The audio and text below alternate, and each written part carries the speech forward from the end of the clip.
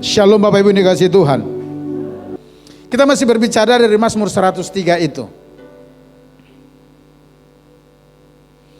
Sekarang kita lihat dari ayat yang keempat, karena kita akan lihat poin berikutnya dari memahami kebaikan Tuhan. Minggu lalu saya sampaikan 3 poin. Yang pertama, Dia Allah yang mengasihi dan kasih-Nya tidak pernah terbatas. Yang kedua, pengampunannya tidak pernah terputus bagi kita. Dan yang ketiga, Dia Allah yang menyembuhkan. Itu kebaikan-kebaikan Tuhan. Poin yang keempat kita akan lihat, saudaraku, di dalam ayat 4a dikatakan demikian, Dia yang menebus hidupmu dari lubang kubur. Ini kebaikan Tuhan.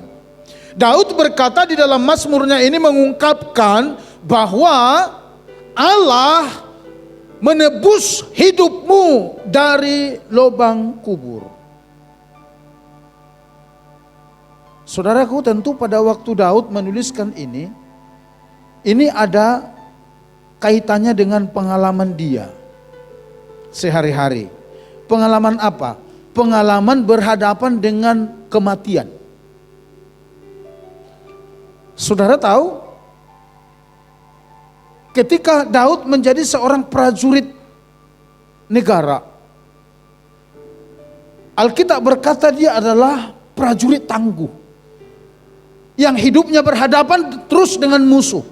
Artinya apa? Kematian sebenarnya ada di sana. Tetapi bahkan di luar peperangan pun berapa kali Saul mau mencabut nyawanya Daud. Bahkan anaknya Absalom menginginkan kematiannya. Bahkan sebelum dia naik jadi raja pun, waktu dia menggembalakan kambing domba ayahnya yang 2-3 ekor itu, kesaksian Daud memberitahukan kepada kita, hidupnya itu selalu berdampingan dengan maut. Karena apa? Dia berhadapan dengan binatang buas yang siap menerkam kambing dombanya, tapi Daud maju ke depan untuk menghajar binatang-binatang buas itu. Tapi dia ada di dalam perlindungan Tuhan. Dan saudaraku, tidak ada hal yang lebih membuat kita bersuka cita ketika kita diluputkan dari maut. Amin. Dan itu dialami oleh Daud. Dan oleh ilham Roh Kudus, pengalaman itu dia tuliskan menjadi pesan Tuhan masa kini kepada setiap orang percaya yang mempercayai Tuhan yang ajaib itu. Di mana Daud berkata, Dia yang menebus hidupmu dari liang kubur. Sekalipun ayat ini sebenarnya tidak hanya berbicara bagaimana seseorang dilepaskan dari kematian secara fisik, bukan hanya itu. Tapi ini sekaligus merupakan pernyataan profetik dari Daud akan apa yang dialami oleh anak-anak Tuhan di masa kasih karunia ini. Yaitu bahwa setiap orang yang percaya kepada Yesus, mereka tidak akan mengalami kematian kekal, maut kekal. Oleh karena apa? Yesus telah mati menggantikan mereka. Yesus telah masuk ke kubur menggantikan mereka. Dan pada yang ketiga bangkit kembali, naik ke sorga, duduk di sebelah kanan Allah Bapa di sorga. Saudara, Alkitab berkata, Dia yang menebus hidupmu dari liang kubur. Tapi waktu saya pelajari ini dari teks aslinya, saudara, ini tidak sekedar berbicara apa yang dikatakan liang kubur itu. Tidak hanya berbicara maut yang merenggut nyawa, tidak. Dan kata menebus itu, kalau di dalam teks aslinya itu dicatat, saudaraku, Dia yang melepaskan kamu, Dia yang membebaskan kamu dari apa? Pertama, benar, dari maut. Yang kedua, dari hal-hal penipuan yang coba menipu saudara. Yang ketiga, bisa juga dikatakan dari segala sesuatu yang akan menghancurkan kehidupan dan masa depan saudara. Tuhan melepaskan kita dari sana. Amin. Oleh karena apa? Apakah oleh karena kita cukup baik bagi Tuhan? Tidak. Tapi minggu lalu kita sudah belajar oleh karena kasih-Nya yang tidak pernah berkesudahan kepada kita. Pertanyaannya, bagaimana kita bisa Pak mengalami hal-hal seperti itu? Tidak ada cerita lain. Bangun terus hubunganmu kepada Tuhan melalui kebenarannya dan melalui persekutuan doamu kepada Bapa di surga. Bangun terus, bangun terus. Saya renungkan ini, waduh ini luar biasa sekali saudara. Ketika Daud berkata dia yang menebus hidupmu dari liang kubur. Dia berkata dia menebus, dia melepaskan, dia membebaskan kamu dari segala hal yang coba menghancurkan kehidupanmu, yang coba menghancurkan masa depanmu. Mungkin kalau kita terjemahkan lebih bebas, yang coba menghancurkan usahamu, yang coba menghancurkan keluargamu, yang coba menghancurkan bisnismu. Tuhan melepaskan engkau dari sana. Itulah kebaikan Tuhan yang sangat pantas kita ingat, supaya hati kita tetap bisa bersyukur kepada Tuhan. Amin. Amin. Saudara ingat ya, pertama-pertama mulai masuk COVID ke Indonesia, saya katakan kepada saudara, saya tidak akan ajak saudara berdoa supaya COVID berlalu, tidak. Tapi saya akan ajak saudara, saya akan ajar saudara memiliki iman yang kuat, yang tangguh menghadapinya. Kenapa? Bukan karena saya apatis, bukan karena saya skeptis terhadap itu, bukan. Tapi ada satu keyakinan di dalam hati saya. Sekali Tuhan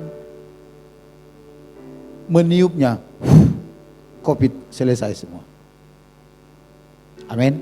Apakah saudara bisa mempercaya itu? Setengah hembusan nafas Tuhan aja, COVID bisa lewat. Tapi pertanyaannya, kenapa sampai sekarang COVID masih dinyatakan ada? Apakah karena kuasa Tuhan sudah mulai melemah? Ayo, tentu tidak. Ada hal-hal lain yang perlu kita pelajari di sana. Tapi satu hal saya mau beritahu kepada saudara. Yesus berkata, tidak sehelai dari rambut di kepalamu pun akan jatuh ke bumi ini tanpa seizin Dia. Amin. Amin. Itu sebabnya jangan pernah ragukan Dia. Jangan pernah ragukan rahmat dan kebaikannya. Sampai hari ini kalau Daud berkata, Dia yang menebus hidupmu dari liang kubur, itu masih berlaku. Allah masih sanggup meluputkan, melepaskan saudara. Bukan saja dari kematian kekal, tetapi juga dari hal-hal yang coba menghancurkan kehidupan saudara. Dari orang-orang yang berupaya berusaha mau menipu saudara. Tuhan sanggup membebaskan saudara dari sana. Yang percaya katakan amin. Kemudian yang berikutnya saudaraku, di dalam ayat 4b dikatakan demikian. Dia yang memahkotai engkau dengan kasih setia dan rahmat. Ini kebaikan Tuhan berikutnya yang perlu kita ingat. Supaya kita memahami bahwa Allah itu memang benar-benar baik. Dikatakan Dia yang memahkotai engkau dengan kasih setia dan rahmat. Kata memahkotai di sana saudaraku, itu berbicara tentang perhiasan pernikahan rajani anak domba sebenarnya. Saudara tahu mahkota ya? Dan kalau diterjemahkan lebih luas lagi, dimahkotai di sana berbicara dihiasi, didandani sedemikian rupa dan dipersiapkan. Lalu dikatakan Dia memahkotai engkau dengan kasih setia dan rahmat. Pertanyaannya, apa yang dimaksud dengan kasih setia? Kasih setia itu sudah berasal dari kata hesed, itu merujuk kepada kasih perjanjian Tuhan. Covenantal love. Kasih perjanjian Tuhan. Apa yang dimaksud dengan kasih perjanjian Tuhan? Artinya begini, Allah itu adalah Allah yang kasih. Bahkan di dalam Alkitab dikatakan Allah itu adalah kasih, Dia pribadi kasih, yang telah membuat perjanjian bahwa Dia memilih untuk mengasihi kita. Dia terikat dengan itu. Oleh apa? Oleh kasihnya itu. Oleh kasihnya itu. Minggu lalu saya sudah singgung kepada saudara, bukan karena perbuatan baik kita, bukan karena kita lebih hebat dari orang lain, bukan. Tapi benar-benar murni karena kasihnya dia mengasihi kita. Lalu apa yang dimaksud dengan rahmat? Kata rahmat itu berasal dari kata rahamin, yang lebih mengarah pengertiannya kepada hati yang berbelas kasihan. Jadi bukan sekedar memiliki kasih, tapi ada compassion di hati gitu. Berbelas kasihan. Dan Alkitab berkata, dia mendandani kita dengan yang seperti itu. Kalau firman Tuhan berkata, dia yang memahkotai engkau dengan kasih setia dan rahmat, saudara. Itu artinya begini. Dia menaruh kasih setia dan rahmat itu di dalam kehidupan saudara dan saya. Amin. Dia dandani kita dengan itu. Ketika saudara percaya kepada Yesus, lalu saudara diampuni, lalu saudara didandani dengan kasih setia dan rahmat Tuhan. Ada tujuannya? Ada. Supaya apa? Supaya saudara juga mengimpartasikan kasih setia dan rahmat Tuhan kepada orang-orang di sekeliling Anda. Jadi ini menjadi atribut kita sebenarnya. Tuhan menaruh itu di dalam kehidupan kita. Tuhan menaruh sifatnya yang hakiki itu di dalam diri kita. Sifat apa? Hati yang penuh kasih dan belas kasihan. Amin. Oh, itu kebaikan Tuhan. Coba saudara renungkan, siapa sih kita ini ya. Tapi kok Tuhan sampai segitu-gitunya mendandani kehidupan kita. Dia tidak sekedar mengampuni dosa kita. Dia tidak sekedar menyembuhkan kita. Dia tidak sekedar melepaskan, membebaskan kita dari kematian kekal, dari hal-hal yang akan menipu kita, dari hal-hal yang akan menghancurkan kehidupan dan keberadaan kita. Tetapi kasih yang adalah hakikat Allah itu sendiri ditaruh dalam kehidupan kita sebagai perhiasan kita. Supaya apa? Supaya kita bisa memancarkan sinar kemuliaan Allah dari dalam kehidupan kita, sehingga orang-orang bisa mengalami kehadiran Tuhan melalui kehadiran kita di situ. Wah, saya pikir itu keren banget loh saudara. Itu yang Tuhan lakukan kepada kita. Bukankah Tuhan itu baik saudara? Kalau seperti itu kondisinya. Sangat pantas kalau Daud berkata seperti itu. Dan apa yang dikatakan Daud itu tidak berasal dari pikiran-pikiran sendiri, tapi itu adalah ilham roh. Menggambarkan betapa Tuhan itu sangat mengasihi kita dan mau manunggal dengan kita. Jadi saudaraku, ayo bersukacitalah di tahun ini dan tetaplah percaya bahwa Tuhan itu adalah Tuhan yang baik bagi kita. Dalam kondisi apapun, dalam situasi bagaimanapun, Dia tetap Tuhan yang baik bagi kita. Yang percaya dan mengerti katakan amin. Kemudian yang berikutnya saudaraku, kita akan lihat. Yang keenam, kalau dihitung dari poin minggu lalu, kalau sekarang yang ketiga juga dikatakan demikian. Dia memuaskan hasrat kita yang mendatangkan kekuatan. Di ayat 5 dikatakan demikian. Dia yang memuaskan hasratmu dengan kebaikan, sehingga masa mudamu menjadi baru seperti pada burung Raja Wali. Dia yang memuaskan hasratmu. Saya lihat di beberapa terjemahan, termasuk terjemahan bahasa Batak, apa yang dimaksud dengan hasrat itu? Hasrat itu bisa digolongkan di sana saudaraku, kerinduan hati, keinginan-keinginan hati yang ada di dalam hati kita itu. Dikatakan Tuhan memuaskan, kata memuaskan di sana benar-benar Saya susah membahasakannya kalau dari terjemahan bahasa Batak, tapi dalam sekali artinya. Itu tidak sekedar puas, tapi sedikit di atas itu lagi. Entah bagaimana menggambarkan itu, susah bagi saya. Tapi itu yang dituliskan. Bahwa Tuhan memuaskan kerinduan kita dengan segala hal-hal baik. Yang tentunya oleh karena pemenuhan itu mendatangkan semangat baru, mendatangkan kekuatan baru kepada kita, sehingga gambaran kita digambarkan seperti orang-orang muda dan Raja Wali. Kalau saudara baca Raja Wali di dalam kitab Yesaya, itu menggambarkan kekuatan yang diperoleh seseorang oleh karena mengandalkan Tuhan. Nah, itu yang digambarkan di sini. Ketika dia katakan dia yang memuaskan hasratmu dengan kebaikan. Saudara tahu, Tuhan menciptakan manusia itu sebagai pribadi yang berkehendak.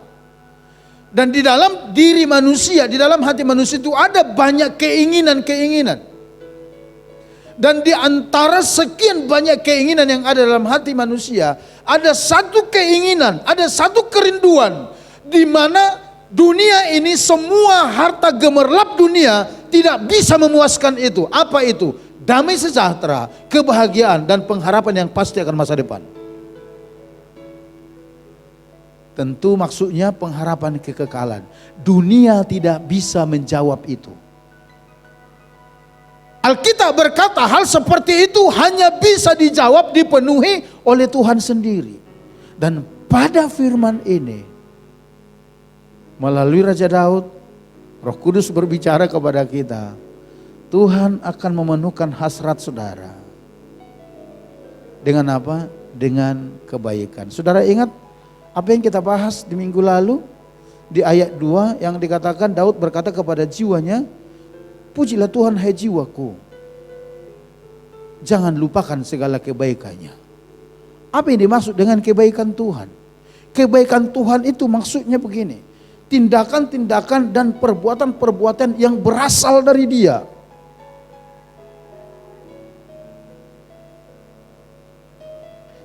Yang membuat kita mengalami kebaikan-kebaikannya atau keuntungan-keuntungan di dalam kehidupan kita. Itu yang kita bahas minggu lalu. Itulah kebaikan Tuhan. Perbuatan-perbuatan, tindakan-tindakan yang berasal dari Tuhan yang diberikan kepada kita, dan manakala kita melakukannya, dampaknya kepada kita akan mendatangkan keuntungan-keuntungan. Nah, Alkitab berkata Dia akan memuaskan hasrat kita dengan hal-hal seperti itu. Saudara, apalagi hasrat atau keinginan, kerinduan akan kebahagiaan, damai sejahtera, pengharapan yang pasti akan kekekalan itu. Ketika saudara sampai ke titik itu, wah, itulah yang tidak bisa dilukiskan oleh siapapun dan apapun. Dan saya mau beritahu sekali lagi, yang seperti itu hanya kita dapat di dalam Yesus Kristus. Hasrat yang satu itu, atau kerinduan yang satu itu, manakala tidak dipenuhi, itu yang akan membuatnya jadi kosong. Sehingga ketika hasrat atau kerinduan ini kosong, tidak terpenuhi, sering membuat orang-orang merasa tidak berharga. Sering membuat orang-orang merasa bahwa dirinya tidak berguna. Bahkan akan menyeret orang-orang sampai kepada mengakhiri hidup dengan cara-cara yang tidak berkenan di depan Tuhan. Dan itu sudah banyak sekali buktinya. Beberapa bintang Hollywood itu mengakhiri kehidupannya gara-garanya hanya itu. Dari segi harta dunia, dari segi kemewahan, mereka memiliki segala-galanya. Tapi dari segi kepuasan batin, dari segi kerinduan batin, akan kebahagiaan yang hakiki, damai sejahtera dan pengharapan yang pasti akan kekekalan, mereka tidak mendapatkannya. Akhirnya apa? Tiba-tiba mereka ditemukan mengakhiri hidupnya di kamar hotelnya. Tiba-tiba mereka ditemukan mengakhiri hidupnya dengan cara-cara yang tapi tidak berkenan kepada Tuhan. Oleh karena apa? Hasrat itu kosong, batin itu kosong. Nah saudara, firman Tuhan berkata, bagi saudara yang percaya dan berharap kepada Yesus, Rohnya sendiri yang akan memenuhkan itu di dalam diri kita. Amin. Allah sendiri yang akan memuaskan hasrat kita.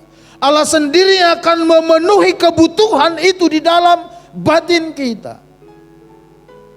Yang memampukan kita melakukan sesuatu yang lebih besar. Oleh karena apa? Karena ketika hasrat itu saudaraku terjawab dipenuhi, sekali lagi, itu akan memunculkan gairah baru dalam diri kita. Itu akan memunculkan semangat baru. Orang mungkin tidak akan bisa melakukan sesuatu, tapi orang yang mengalami ini bisa. Iya.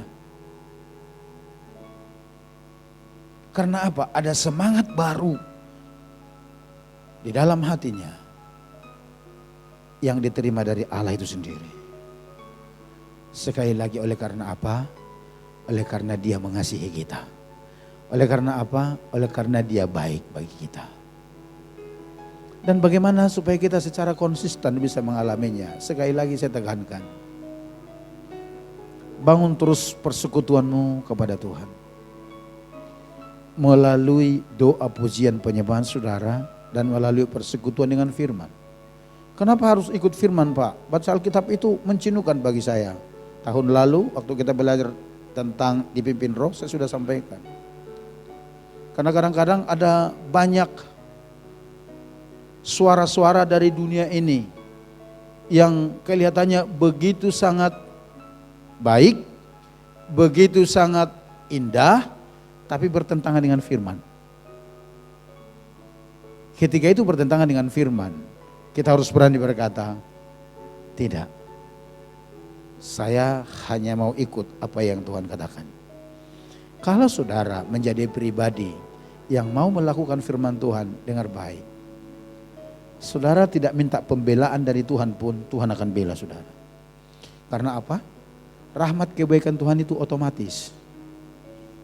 Ingat ya, saya sudah sampaikan kepada saudara, rahmat kebaikan Tuhan otomatis. Alkitab berkata, Tuhan tidak pernah menahan kebaikannya kepada orang-orang yang layak menerimanya. Artinya ketika dilihat Tuhan kita layak menerimanya, kebaikan Tuhan itu otomatis akan mengalir. Itu sebabnya sekali lagi saya mau ingatkan, di tahun ini kita akan banyak berbicara bagaimana cara memperbaharui hidup kita ini di depan Tuhan. Supaya rahmat dan kebaikan Tuhan itu kita alami secara konsisten dalam kehidupan kita. Kenapa begitu? Karena Tuhan sudah menyediakannya. Kasih pengampunan, kesembuhan, Dia sudah berikan kepada kita. Dia dandani kita dengan hati yang berbelas kasihan. Bahkan Dia puaskan hasrat kita, dilepaskan, dibebaskan kita dari segala hal yang akan menipu hidup kita, yang akan menjerumuskan kita. Kira-kira kurang apa lagi itu saudara? Komplit ada di dalam Dia. Tinggal sekarang bagaimana kita menerima segala sesuatu yang diberikan Tuhan bagi kita. Dan saya berdoa di tahun ini, semuanya kita yang Tuhan himpunkan di tempat ini benar-benar mengalami rahmat dan kebaikan Tuhan itu. Yang mau katakan amin. Mari kita datang kepada Tuhan saudara.